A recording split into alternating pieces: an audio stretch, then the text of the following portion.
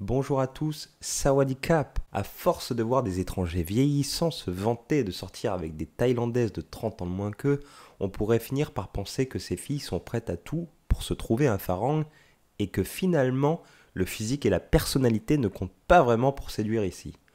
Dans cette vidéo, on va aborder ce sujet extrêmement délicat, je vais essayer de le détailler, de l'expliquer et je vous dirai ce que j'en pense. Alors, est-ce que toutes les Thaïlandaises veulent être en couple avec un farang? C'est parti.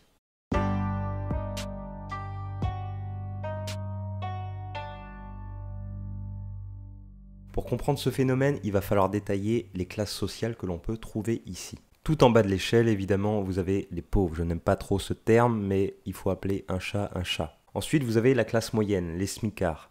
Actuellement, le SMIC, il est aux alentours de 300 € par mois en Thaïlande. Ensuite, on va retrouver la classe supérieure, ceux qui commencent à avoir des bons postes, les chefs, les patrons de petites entreprises, les fonctionnaires. Et enfin, vous avez les riches, les ingénieurs, les médecins, les gros patrons, etc. Quand on énumère ces différentes classes sociales, évidemment, c'est du classique, c'est comme partout dans le monde. La seule différence est que dans bon nombre de pays d'Asie, et en l'occurrence en Thaïlande, on commence à parler de caste. Et il faut savoir une chose, entre castes, on ne se mélange pas. Une fille d'agriculteur ne pourra en aucun cas se marier avec un fils de banquier ou un fils d'ingénieur, et vice-versa. Ici, une fille issue d'une famille très pauvre ne va pas avoir accès aux études, ou du moins c'est vraiment très très rare. Donc forcément, elle n'aura pas 40 choix pour son avenir. Très certainement un métier où elle ne gagnera sans doute pas le SMIC. L'une des seules portes de sortie qu'elle aura pour aspirer à une vie meilleure, c'est finalement de se trouver un étranger sur internet ou bien malheureusement aller se prostituer dans un bar. C'est évidemment avec ce genre de fille que tu auras le plus de chances de conclure et de ce fait de trouver une petite amie. C'est très souvent ce qu'elle cherche d'ailleurs. Il ne faut pas penser que la petite paune qui descend d'Isan pour aller travailler à Pattaya, elle vient à Pattaya pour le plaisir de passer un moment avec John, ensuite avec Mike, ensuite avec Michael. Très clairement, le but est de trouver un petit ami le plus vite possible, le montrer fièrement à sa famille et à ses amis, montrer que maintenant elle a quelqu'un qui pourra prendre soin d'elle et de ses proches et qui fera un bon mari pour le meilleur et pour le pire. Et quand je dis le pire, je ne parle pas forcément du cliché qui dit que la petite nénette va tout te piquer et te laisser sur la paille. Bon nombre de Thaïlandaises qui trouvent leur mari à Pattaya ou dans ce genre de destination s'aperçoivent après coup que leur petit farang, il est plutôt alcoolique, plutôt fidèle et il fait pas beaucoup d'efforts pour comprendre la vie et les traditions thaïlandaises. Mais ça, évidemment, personne n'en parle sur YouTube. Pour ceux qui ont vu le fameux reportage Mon cauchemar, j'ai épousé une Thaïlandaise, on aurait tout à fait aussi pu appeler ce reportage Mon cauchemar, j'ai épousé un alcoolique. On peut clairement voir que la fille n'est pas un ange, ok, le plan était bien établi, mais pendant 45 minutes de reportage, on est face à un type qui boit de la bière du matin au soir. Quand il retourne dans le village où il vivait avec sa femme, il retrouve ses potes au bar qui disent clairement qu'ils viennent là quasiment tous les après-midi et qu'on ne vienne pas me dire qu'il est sans doute devenu alcoolique suite à leur séparation. Dans le reportage, ils font souvent référence à ça. Même lui le dit, il n'avait pas assez pour s'acheter une bière, sa femme le dit, qu'il était très souvent saoul. Alors quelle femme a envie de vivre avec un mec qui passe ses après-midi au bar, franchement?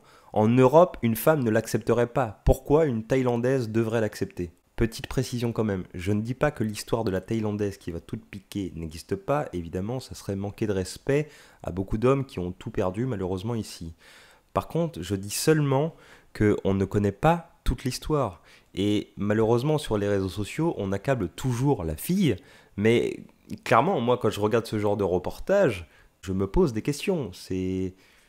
Finalement, je me dis que c'est pas si étonnant que beaucoup d'hommes se retrouvent à la porte. Bref. Ensuite, on a la fille de la classe moyenne et on va mettre aussi la classe supérieure parce que c'est quasiment pareil. Déjà, ce genre de filles ne te regarde pas spécialement dans la rue. Généralement, ce genre de filles, elles essaient de faire de bonnes études pour améliorer encore un peu plus le niveau de vie de leur famille.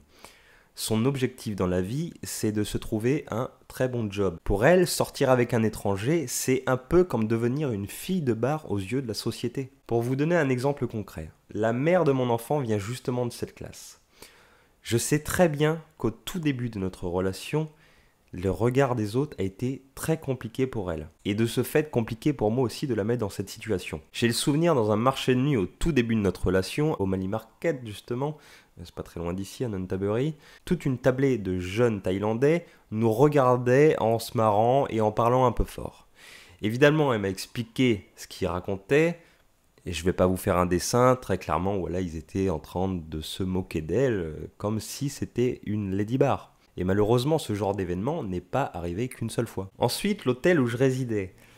Il a fallu à peu près 15 jours pour qu'elle accepte de monter dans ma chambre, le temps que le staff voit qu'on se fréquentait et que ce n'était pas une fille de passage. On est loin des clichés quand même.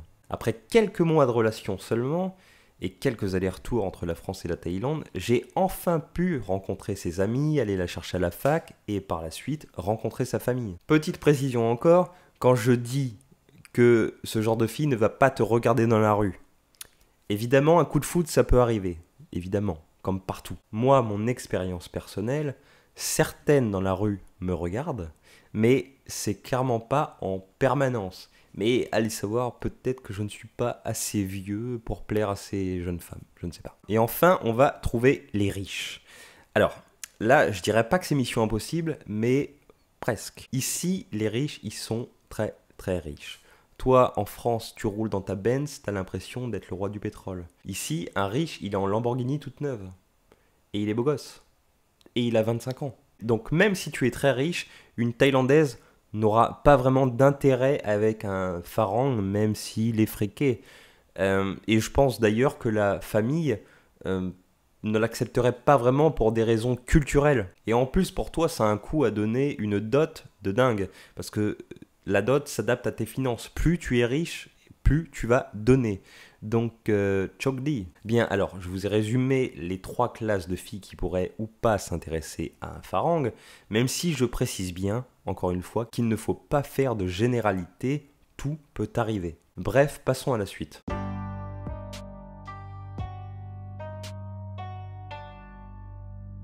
Alors, avant de vous énumérer ma liste, je veux juste préciser que les points que je vais vous citer sont des choses qui reviennent souvent sur le net. Là, pareil, il faut très certainement prendre des pincettes. Tous les hommes ne sont pas les mêmes. Tous les hommes n'ont pas les mêmes moyens financiers, n'ont pas la même générosité et la même mentalité, évidemment.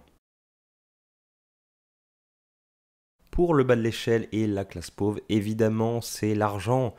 Avoir un Farang, c'est gage d'avoir de l'argent qui rentre tous les mois et de ce fait, s'élever socialement, elle et sa famille. Tu dois savoir qu'ici, les enfants aident énormément leur famille. Surtout les filles d'ailleurs. Une fois que les parents sont à la retraite, la fille prend souvent en charge leurs besoins. Pour ceux qui n'ont pas de retraite évidemment. Mais seule une petite partie de la population a une retraite ici, dont les fonctionnaires. Donc en étant avec un étranger, elle s'assure de pouvoir prendre soin de sa famille, chose qui est souvent compliquée à comprendre. D'ailleurs pour les étrangers, la vision de la famille c'est souvent une source de problèmes et de friction entre les couples mixtes. Mais ça c'est un autre sujet. Le confort de vie, évidemment, elle aura à coup sûr une maison, une voiture, elle pourra voyager, prendre l'avion. Ça peut paraître anodin pour un Européen, mais quand tu ne travailles pas ici, tu n'as pas d'argent, il n'y a pas de chômage. Avoir la chance de pouvoir voyager sans se poser de questions sur le lendemain, pour une Thaïlandaise, c'est une révolution. Quand j'ai rencontré la mère de mon enfant, elle était étudiante. Elle allait donc à la fac du lundi au vendredi et parfois même le samedi et le dimanche. Le soir, après les cours et les week-ends, elle allait bosser pour payer ses études et aider sa famille. Pendant les vacances scolaires, pareil. Elle faisait des journées où elle restait 10 à 12 heures sur son lieu de travail. Pour rentrer chez elle, elle restait 1 à 2 heures dans les bouchons. Et elle avait un dimanche de repos tous les 15 jours. Tout ça sans se plaindre. On se plaint souvent en Europe du travail qui est dur, mais quand on voit comment ça se passe dans de nombreux autres pays, ça permet de prendre un petit peu de recul et de se remettre en question. Les cadeaux. L'étranger est réputé pour faire plus de cadeaux qu'un Thaïlandais. Évidemment, on a plus d'argent et le genre de fille que tu peux séduire, si elle avait un petit ami de sa classe sociale, il ne pourrait pas financièrement se le permettre malheureusement. Et d'ailleurs, si tu as été ou tu es en couple avec une Thaïlandaise, tu sais à quel point un cadeau peut tout changer. Tu sais qu'acheter une crème pour la peau ou un vêtement peut t'éviter un drame si tu as fait une connerie. Un drame. La fidélité. On est réputé pour être plus fidèle que les Thaïlandais. Alors, il faut savoir que la polygamie en Thaïlande pouvait être librement pratiquée jusqu'en 1935. Donc, ils sont peut-être pas encore au courant que ça a changé. Plus sérieusement, il y a aussi un sondage qui a été publié il y a quelques années et la Thaïlande était le pays où il y avait le plus d'infidélité au monde. Les premiers, les champions. On accepte les enfants d'une ancienne union, chose qu'ici, les hommes acceptent très rarement. Bon nombre de filles qui se remettent en couple laissent leurs enfants chez les grands-parents parce que le nouveau copain ne veut pas élever et payer pour l'enfant d'un autre. Je l'ai vu dans mon entourage ici. Des gens que j'ai connus, alors c'est évidemment quelque chose que je ne suis pas capable de comprendre, hein. Ça existe partout, je le sais évidemment, même en France, mais ici, on m'en a souvent parlé et je l'ai malheureusement constaté.